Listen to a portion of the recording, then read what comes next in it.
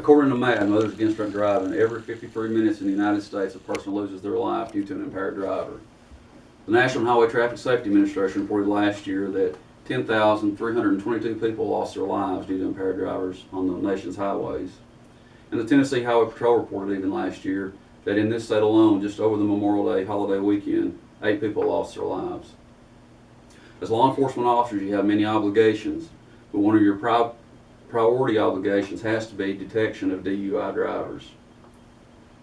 I'm BillyPierce. I'm a sergeant with Tennessee Highway Patrol. I've been a trooper for 17 years. I've been in law enforcement 22 years, and during that time I've focused a large part of my career and time on DUI detection and enforcement. I've completed the Tennessee Law Enforcement Training Academy, the Tennessee Highway Patrol Trooper Recruit School, the Tennessee Bureau Investigation Special Agents Academy, and various DUI detection courses. I've completed the Drug Evaluation and Classification Program and also the Drug Recognition Expert Program in Phoenix, Arizona. I've been declared an expert witness in Tennessee in the area of horizontal gaze nystagmus and criminal court as well. And for the next few minutes, I'd like to talk with you about DUI detection. The first step in DUI detection is going to be the driver-vehicle dynamics. Officers must be able to articulate what they saw and who they saw in control of a motor vehicle. Officers must articulate that the driver had physical control of the motor vehicle as well. They may be able to do this by establishing reasonable suspicion to make a traffic stop. They may be able to do this by establishing probable cause due to a traffic law violation, or they may be investigating a crash and be able to place the vehicle and driver together. The next phase of DUI detection is going to be the officer-driver interactions and observations. Officers must be able to detect many different areas of impairment, and this is going to be done from the use of any statements that maybe the driver would make, his demeanor or her demeanor, any obvious odors associated with alcohol and or drugs, or any paraphernalia associated with alcohol or drugs such as containers or pipes.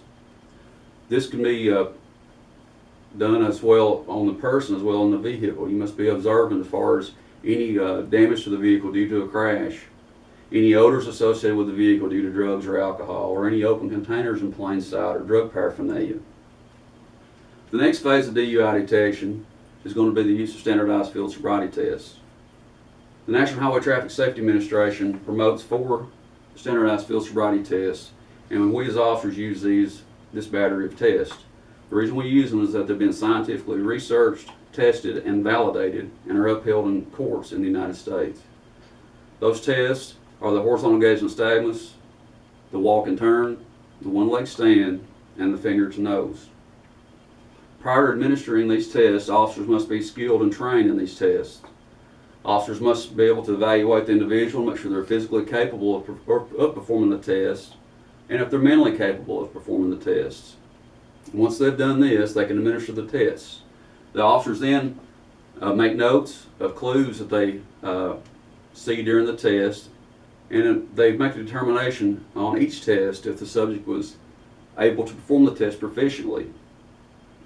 Once you've passed this stage, the next part of the DUI detection is going to be the evaluation of the total incident. Officers must look at the vehicle driver dynamics, the interactions and observations they've had with the driver, and the results of the standardized field sobriety tests. Officers then must make an educated opinion of the impairment of the driver. If the officer determines that the driver is impaired, the officer must make a choice and a decision to arrest the driver at that time. If the officer feels that the driver is not impaired and able to operate a motor vehicle safely, the officer must at that point release the individual.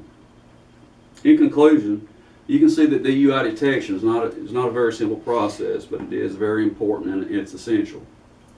Through continued DUI training, DUI detection, and making DUI detection and enforcement a law enforcement priority, law enforcement agencies can help to reduce the number of fatalities each year in the United States.